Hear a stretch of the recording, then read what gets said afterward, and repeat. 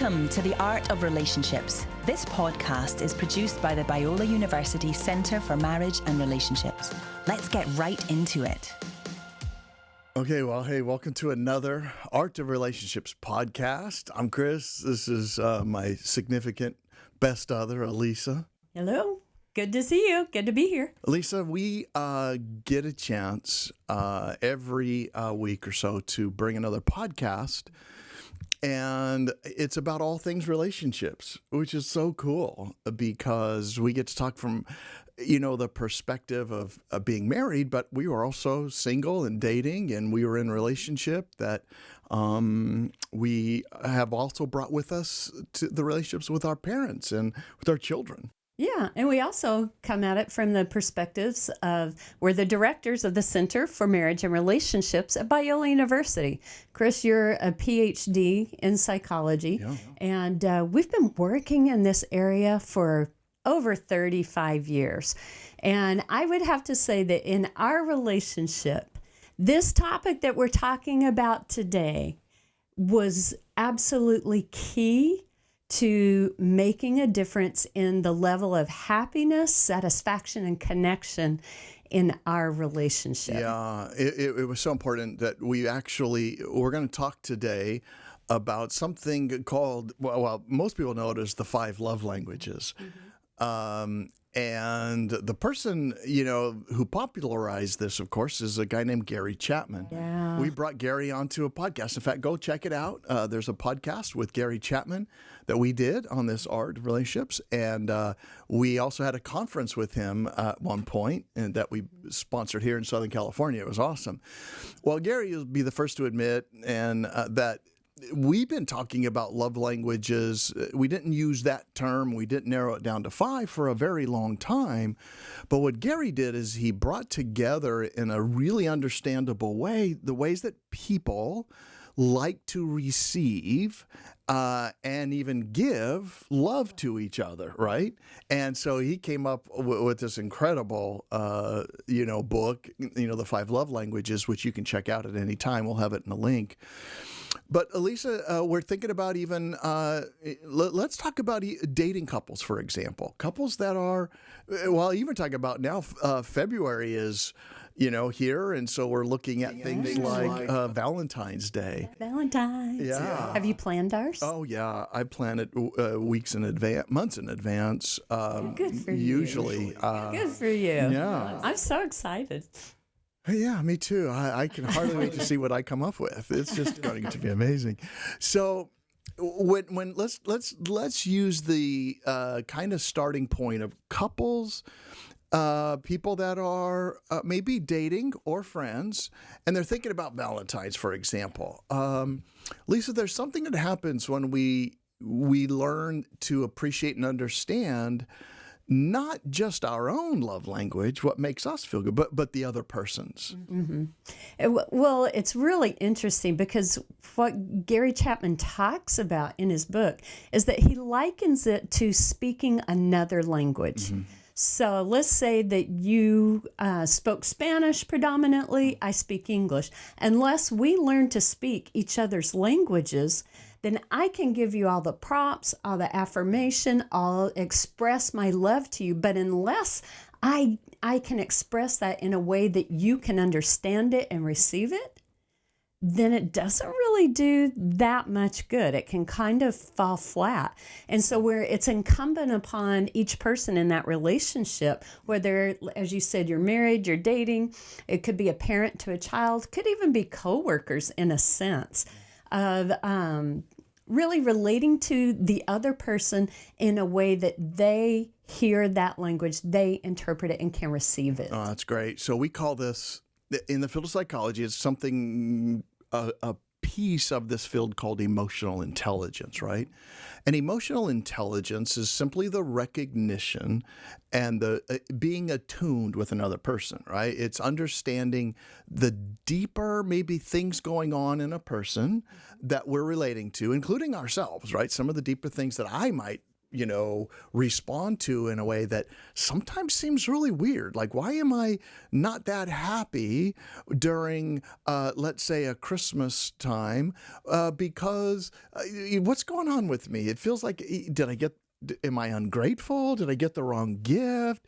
Am I not feeling appreciated and things like that? Yeah. I don't know if, well, you will remember this, but early on in our marriage, we'd probably been married, I'm going to say about 6 years, maybe 5, 6 years.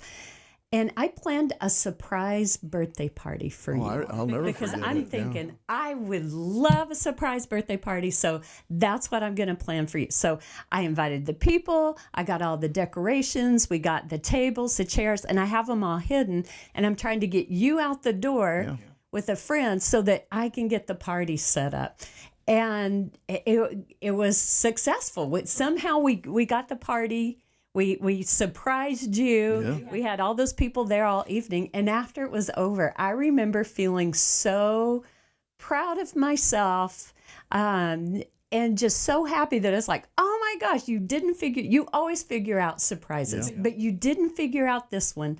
And I was so excited. I remember coming up to you and just after it was over and just say, wow, so what'd you think? Did you like your party?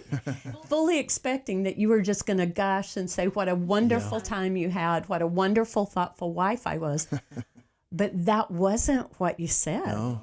And I said, if you ever do that again, then kill you. no, I don't remember how I said it exactly, but I just remember that next. You weren't thrilled. No, it was really. You were. Yeah, and it wasn't. Yeah, I think what we learned during that was I figure things out, so I wasn't as smart as I thought. In fact, I was so lost that I actually volunteered to help you go to our work at the university, pick up some chairs that were there. He caught me loading them into the back of the car, and he's like, "What are you doing?" And I had to make up a sudden story about why I'm loading up a bunch of chairs. Yeah, so I go load them up. So I find one thing, A, I'm not that, and B, you're a great liar. You were able to say things, and I'm like, oh, okay, yeah. Oh, I need these chairs for the. Oh, okay, yeah. Oh, I need the long cup for the. Oh, okay, sure. And clueless.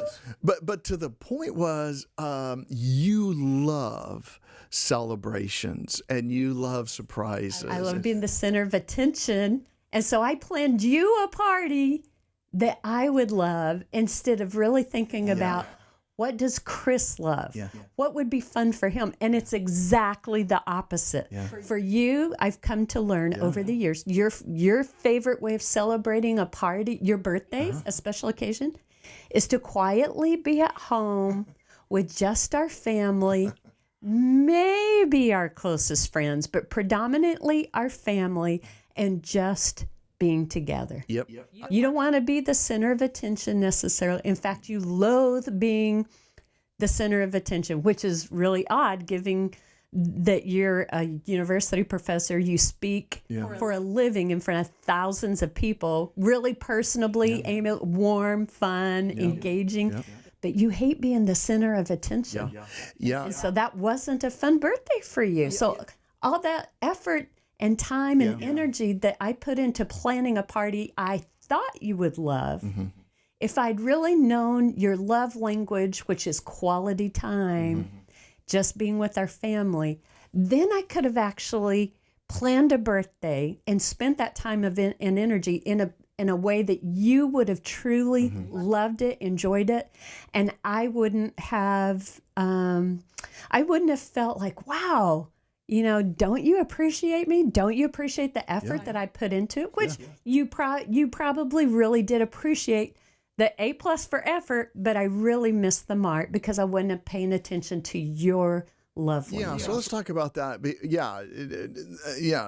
My birthday's in the summer, so that kind of thing would be just relax, be away, like you said, family, and probably watching, a baseball game or going to a baseball game, right? That would be like, okay, let's go to the Dodgers and play, or watch. Play would be awesome too, but let's go watch. Then so we learned a lesson that day, And it was a great lesson.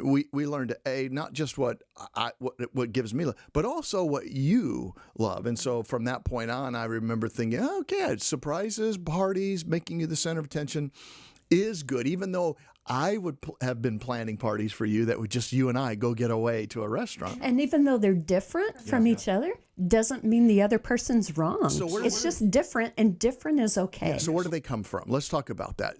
The basic bottom line is this. We each experience, receive, and want to give that kind of what Gary calls these love languages. We each come into the world differently. All of our backgrounds, our cultures, our personalities.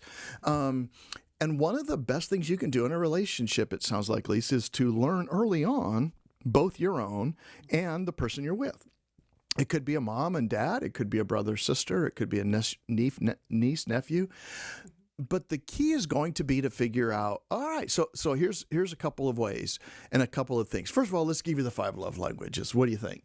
And so we already brought up one. Quality time would be one that I love. So if someone were to say, hey, man, if you were to say, Chris, we're going to go on a date and it's just going to be you and I. It's a little hike up in the mountains. We get to walk and talk. And I'd be like, oh, that's awesome. Right? That's just our quality time. And quality time is that sense of what? What else is added to it? It just says, I just want to spend, I don't want to be talking about life or things like work or things like study, but just life, just things that are important. Just being together And sometimes, is what feeds your soul. Yeah. And so that would be one. Some of you might find yourself with that quality time. What's another one? Yeah, another one would be words of affirmation. Right. And so, and here's the thing, you can have more than one. Yeah. And so I even think for you, words of affirmation is another one that is important to you. Yeah. And I noticed that because when there are times that you show me something that you've done, you draw my attention, you say, hey, Lise, come here, check out what I did.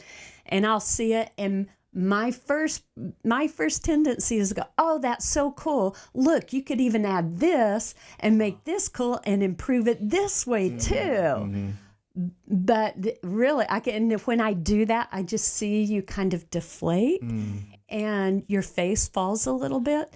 And what has been very helpful to me is very kindly, you've told me, gosh, Lise, you know what? I think I just needed to hear you say, wow, Chris, you did a good job. Wow, that was really cool the way you did that. That was really smart, really wise, very creative. Yeah. And you just were looking for that acknowledgement and affirmation. So through that, I've learned that yours is also words of affirmation, appreciation, affection. Yeah, and a lot of us probably have all of these kind of, in general. To a degree. Yeah. They're just some are a little bit more important. I think, too, let's stick with the words of affirmation, just being able to say something like you did, like, oh, great job, or, oh, way to go. Or thank you. Yeah, or I appreciate. I noticed that you did something above and beyond, or even something that's just ordinary. Yeah, or you look great today, or words of affirmation that I really loved your comment, what you said.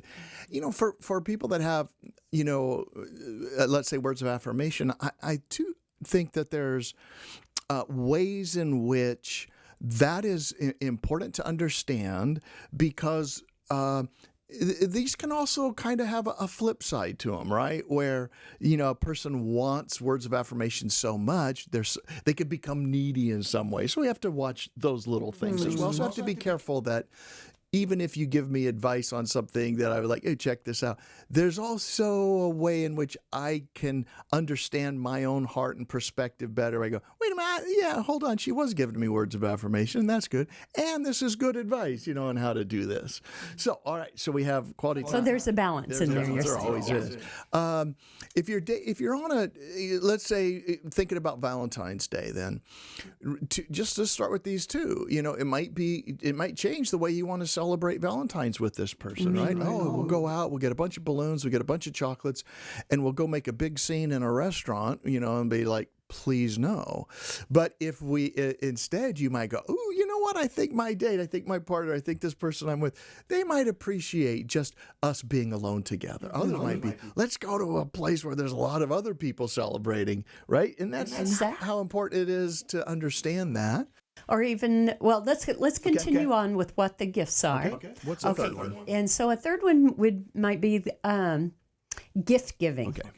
And so gift giving, and it's not just the gift that you give for those people that it's their love language, but it's also the meaning attached to it. Maybe some sentimentality to it, or maybe it's not just the gift, although it could be, but it's the fact that you know me so well, you knew exactly what I would appreciate, what I like. So like I had a friend, I have these two friends at Christmas that we do a lot. They're my Disneyland girl days. We all three have our Disneyland passes and we go throughout the year. And so we have so much fun together. And one of the things we do is we exchange gifts at Christmas. And when they gave me my gifts, first of all, I love coffee. And I love Bath and Body Works and a specific scent at Bath and Body Works. And they knew. And guess what I got? Right. I got a cool coffee tumbler from Disneyland. Yep. And then I got the specific fragrance that I love at Bath and Body Works. They gave like the whole kit and caboodle with the bath gel, the lotion, the body butter, the whole everything. And so it's I just felt so known. And they paid attention. They made the effort. Oh, hello. Yeah. We have a motion sensor in our studio. And so they made the effort to really pay attention, and that meant a lot. Yeah, that does. The lights just turned on for me about that when it comes to you in recognizing, as you're speaking, I went, wait a minute, what is she talking about? No, I think what ends up happening with someone with that, let's say, love language is gift giving. It's also in giving gifts, the gift, they feel, this pleasure and joy in being able to do that, as well as the receiving. And that's what these gifts are about, right? Or these love languages are about. It's about both the giving side and the receiving side. And so that one makes a lot of sense, gift giving, and even just simple things can make a person, like, thank you for this small token, which means you were thinking about me. You were thinking about me. Yeah. Well, when it comes to money and marriage, we all want clarity and confidence, right? And especially unity with spouses, right? I think, Lisa, that's why we get to work personally with Colby Gilmore of Blue Trust. That's right. Colby Gilmore, along with other Blue Trust certified wealth strategists, offers personalized, biblically centered financial planning and investment management services, no matter what your income level is. Lisa, say that title twice. Blue Trust Certified Wealth Strategist. That's a tough one. I'm not sure I could. I know. So they do put clients' best interest first, and they don't sell financial products. I love that about them. Me too. And you know what? We highly recommend Colby Gilmore and Blue Trust for anyone looking for both financial unity with your spouse and opportunities to increase your wealth and your generosity. Yeah, so if you guys want to check out ronblue.com or reach out to Colby Gilmore at colby.gilmore@ronblue.com. That's colby.gilmore@ronblue.com. I think you guys will be glad you did. So another love language, Lisa's this idea of acts of service. Ooh, that's your favorite one, isn't it? Yeah, it's probably my least favorite one. Yeah. No, acts of service are awesome because we had a friend, we were just recently talking about this, and they said their relationship and their marriage really started to thrive when they figured out that he was doing acts of service all the time, whether it was fixing, cleaning, working, doing, thinking, oh my gosh, she's going to love that I, retiled the bathroom. She's going to love that I, got this set up in the backyard. I changed her oil in her car. And the whole time she appreciated it, but her love language was really different than that, wasn't it? Yeah, and so it didn't really accomplish what he had intended for it to. Yeah. And he was feeling a little unappreciated because she didn't receive it in the way he intended. Yeah. But if he had understood this concept of 5 love languages, he could have tweaked the way he was speaking love and done it in her language, and it would have just been love in spades to her. Yeah, and hers, hers was quality time and touch, and I think if I remember, which is our fifth one coming up, acts of service makes sense, right? Someone does something for somebody else because they just have this servant heart and they want to serve and do things. And the person who loves to receive that is like, oh my gosh, it just ministers to me, how helpful, how joyful that makes me feel. You've taken a chaotic world and by this service made it better. Yeah. And then the fifth would, as we just mentioned, go ahead and talk about. That one is like the gift of touch. Yeah. So that could look as simple as like reaching over, holding hands, right. Giving a little back rub. When you're walking through the room, you reach over and you just put your hand on the small of her back. Or if it's your kids, you wake them up in the morning with a big hug as they come stumbling into the kitchen with sleep in their eyes, getting ready for school. You just sit down, whatever you're doing, and you go over and you put your arms around them, give them a hug, maybe tickling their back at night in bed. Yeah, and in relationships, if you're still single, it would be, going on dates, but it could be just simple as holding hands, arm around a shoulder, sitting there, right? It could be those kinds of things. And I think, Lisa, people recognize that each of us have this and some other love languages, right? But if we understand them, the point is that we can do better with things like empathy and emotional intelligence by just simply recognizing not just the way we feel love in the other person, but then being able to communicate that and tell the other person and going, I maybe need to figure out mine and why this is so good for me before it becomes this point of contention. Yeah, I think one of the most powerful outcomes of really understanding this concept and then practicing it with intentionality is that we have what we call in a relationship a love bank, right? Mm-hmm. It's just like a bank that you use with your finances. Yeah. You build up your savings account. You constantly make deposits into your bank account so that when you have an emergency, your car breaks down, the furnace breaks, you have, your kid needs a prom dress or whatever it is. You go and make a withdrawal, but you've put so many deposits into that bank account, it doesn't bankrupt it, right? And so the policy or the thought behind that is exactly the same for your relationship, right? That you make so many deposits into your love bank by speaking the other person's love language. Every time you do that, in significant ways or in just common, ordinary ways, it's like making a little deposit into your relational love bank so that when you have conflict, when you hit times of crisis and times of difficulty, those are the things, those arguments, those disagreements, those make withdrawals from your love bank. Yeah.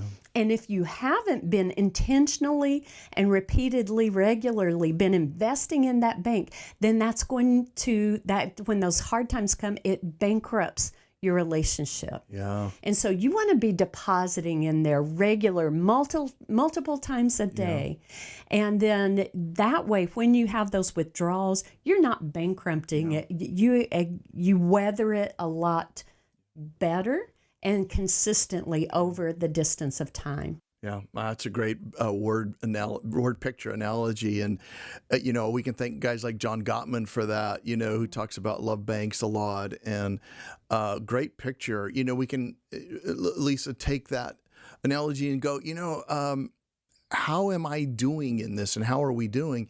In fact, you can even look at a number of a ratio. John Gottman is another one who pulled out this ratio of 5-to-1 of these positive interactions, positive deposits to every one withdrawal. In some ways is similar to that idea, right? If we have 5 positive interactions, so one way to gauge the strength and health of your relationship are, do you have more positive than negative interactions? Is your love bank filling up, right? And yeah. And so one thing that's really important to do is to figure out your own love language as well as your partner's or your kids, or you start figuring this out pretty quickly once you get a hold of the concept. But there's actually quizzes and assessment tools online at 5lovelanguages.com that you can go on there. Number 5 and then lovelanguages.com. Yeah, and you can go on there and take the quiz and you find out your love language. It's really fun. Maybe that would be a great Valentine's Day activity, is that before you go on your Valentine's Day date, you both take the assessment, and then over dinner or during your time together, you talk about, you share what your love language is, and give the other person some ideas of what that looks like or would sound like for you. So I might say, so Chris, tell me your love language, and then give me several really practical ways that I could love you in that way. What would that look like? What would it sound like? No, I think that's great. That's a great practical way to do this, for Valentine's. You even do this before. See if you can figure out what not only yours is, but your partner, friend, dates are. See if you're right. I think that's a great way to challenge ourselves to go, am I really paying attention to the emotional life of the other person? And am I good at that? And see if you can guess what it'll be. And then it'll be a great conversation. Oh my gosh, I thought you loved this. And now I'm learning, yeah, you do, but you really value this. And that would be a great little date to do that. And again, it's just going to 5lovelanguages.com. And even your kids can take it too. Yeah. And if they're young, you can help them with it and tailor it to that.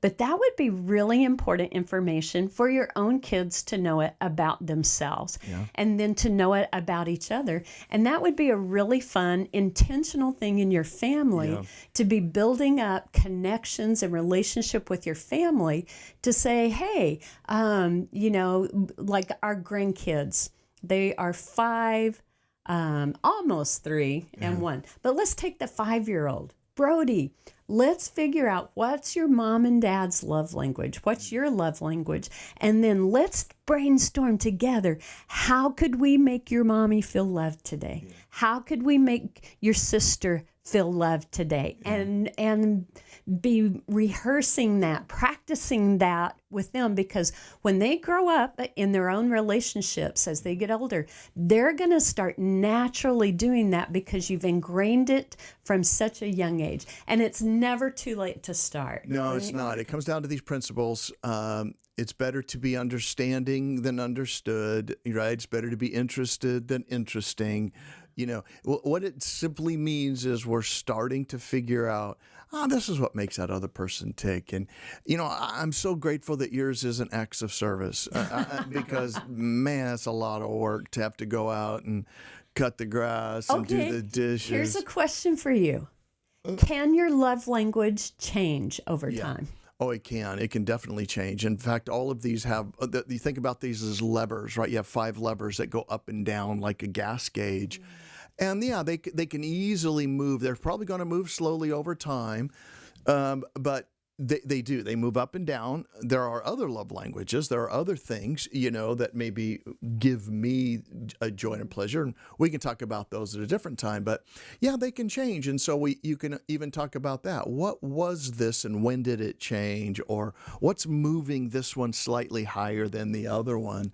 So I think that was a great tip, Lisa, about what you can do for Valentine's is to exchange those, go through it and do it. Yeah, I love that. Yep. So I think that wraps up our time. Today, 5 Love Languages, Dr. Gary Chapman. If you don't have that book, if you've never read it, we highly recommend it. I think it's like one of the top-selling books, so everybody's probably heard it, I think, of it. I don't know where it's at in the list, but... it was a game changer for us, for a lot of people, too. So try it out if you haven't heard about it and check it out. Yeah, so thanks for joining us today, Chris. Thanks for listening and joining us on YouTube on The Art of Relationships. So, it would really help us if you hit that like button. And if you enjoy this conversation that we have every other week, we would really love it if you would share this with your friends. Maybe repost it on your social media, but share it and like it and hit that like button. Anything else? No, if you want to sponsor us and you're, from a massively wealthy organization and company and you want to be part of this podcast, right now we got a long list of people that want on. So get your name, get your money in there, and we'll put you on our list as one of our top, commercial provider people. So thank you for joining us. All right. See you later. See Bye. you next time. Bye-bye. We're very glad you joined us for today's podcast. For more resources on marriage and healthy relationships, please visit our website at cmr.biola.edu. We'll see you next time on The Art of Relationships.